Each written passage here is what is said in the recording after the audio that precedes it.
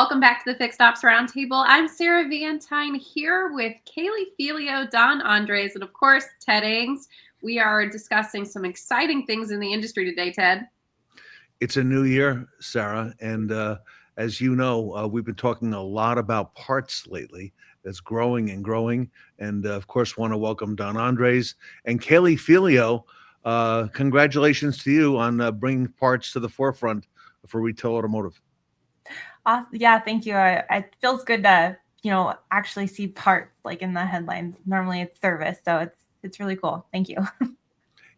Parts was once the forgotten thing, Don. And now it's risen to the top. And I want to, Don, I want to pick your brain a little bit because you've run dealerships. You've also been fixed ops director for a number of large entities. How important is it to have a partner in your corner like a PartsEdge, especially going into the new year?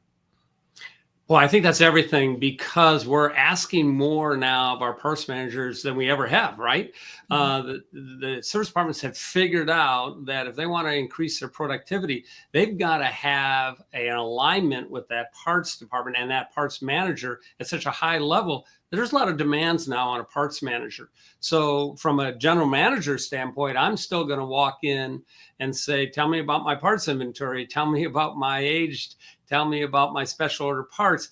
And yes, we want to get to everything, but the reality of it is we get caught up in actually trying to get through the day as a parts manager. So having a true partnership like PartsEdge, where in all honesty, they're putting in the forefront the most important things on a daily basis, on a weekly basis, so that I can pause and go, oh yeah, that's right. I got to work on that. Thank you. Good information. And now I can just go do it, right? Now I can just go reconcile or do what I need to do. So the idea of not having a partnership and just handling it yourself as a parts manager, I don't think that's going to be a good idea in 25.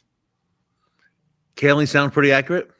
Yeah, I feel like you're absolutely spot on. There's so many things I want to say with if you're talking to a parts manager, how much time it's saving them. And I've, telling them, I've always heard it's like an assistant. And then if you're talking to a GM or fixed ops director, it's like having that second set of eyes to really collaborate with the parts manager. And it just kind of brings everyone together to, it's the reality. Like if you're not using some sort of tool to be more efficient in 2025 and you're just doing all of it, what are we doing? There's so many more ways to be more efficient. Yeah. Sarah, you and I were just at Bozard Ford Lincoln in St. Augustine last month, and we saw that enormous parts inventory that Ed's got down there at Bozard. And now we're learning about a lot of new things to make sure that parts from that inventory are delivered to the techs. I know they're working on some top secret stuff there, including AI to get the parts out. Sarah, your thoughts on the importance of parts and where we are right now at this time? Well, Ted, we've been seeing and hearing all of these stories about how the customer is just right in the middle of this entire process. And really the customer is what's driving all of the innovation that we're seeing with parts retailing. And so dealerships have a front row seat to really have an opportunity to get into more opportunities with their existing customers than they ever have before. But Ted, like you were describing with Ed's store at Bozard Ford Lincoln, there's some innovations that they're doing to make things more efficient with how they're getting those parts to the technician to speed up that process, which then allows their technicians to maximize their time and effort. The customers are happier, and then orders are completed with more accuracy. So it's just an incredible time really in our industry to see all of these innovations that are coming front and center, but the customers are the ones that are driving it. And Kaylee, efficiency in fixed operations and parts driving that. Who would have thought that? I know, right? It's amazing how much it's changed, because when you look at the old school way of thinking as far as inventory management goes, it's, stockpiling inventory and, kind of a scarcity. Whereas now with technology and the way that we can look at data, you can really make more proactive decisions and actually stock to your market and your customers. So it's come such a long way. Don, I know you're a big proponent on not having the silos and having everything together, but really parts and service are becoming one, and if not already, and we're seeing that throughout the industry. Yeah, I think more parts managers are paying their parts employees off of the service production side of it, how many hours that can be produced. And so they become a true partner in this situation. So, we all have this great DMS, right? And that information of exactly what that inventory level should look like and how it should move is there. But I have to tell you, who has time? Who has time to run those reports, as easy as they may be routine wise in your life? You say, well, no, I'm pretty used to doing that. No, you need to have a partnership where they're diving deep into real, support of what it takes for you to stay completely active, where you're not missing anything in that parts department. Yeah, you're going to have your occasional failure that's got to be ordered, but I'm talking about that 80% of fast moving parts. We want that tuned right.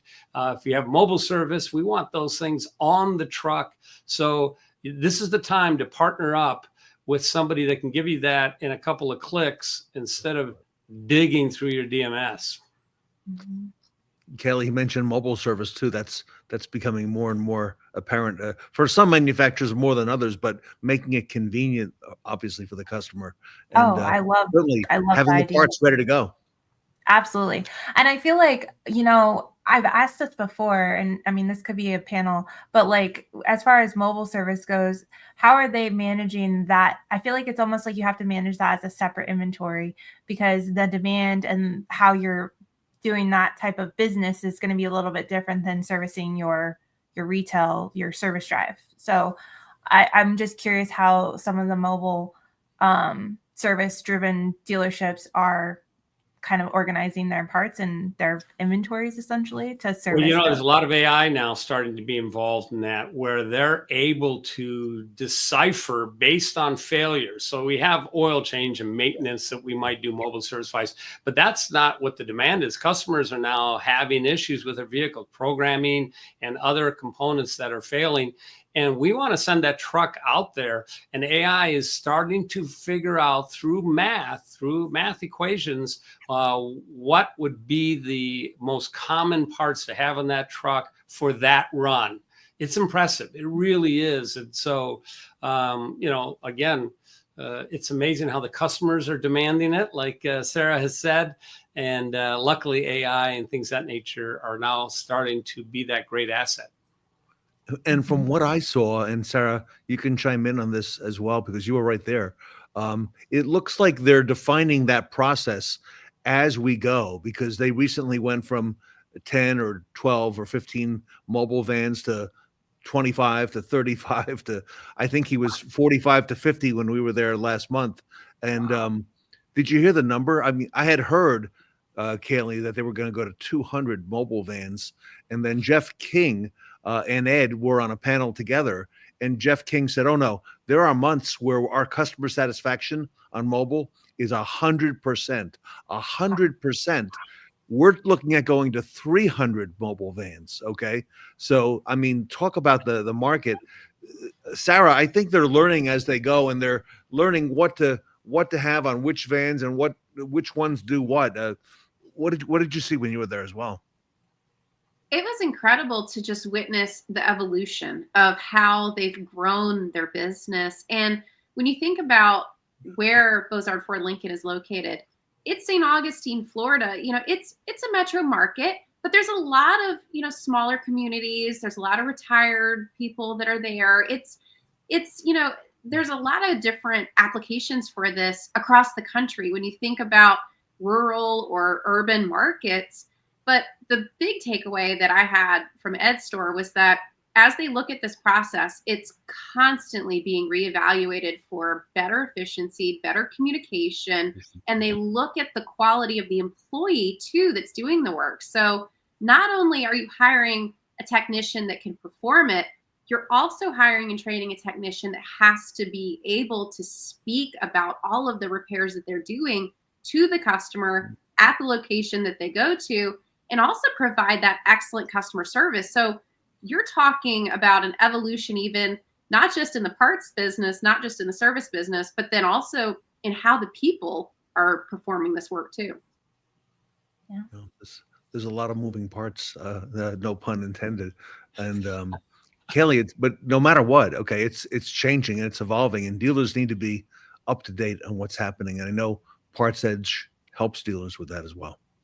Absolutely. Yeah. It's a very exciting time. I just love the idea of meeting the consumer where they want to be met. And if you look at other businesses and models, they've totally changed the way that they meet their consumers and customers. And, the dealerships that are shifting to that are the ones that are going to, make it. Yeah, no question Yeah. about it.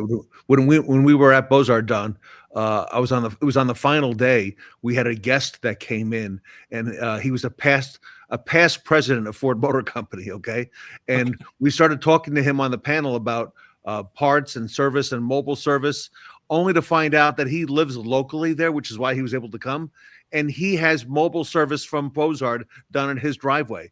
Okay, I love it. That is spectacular.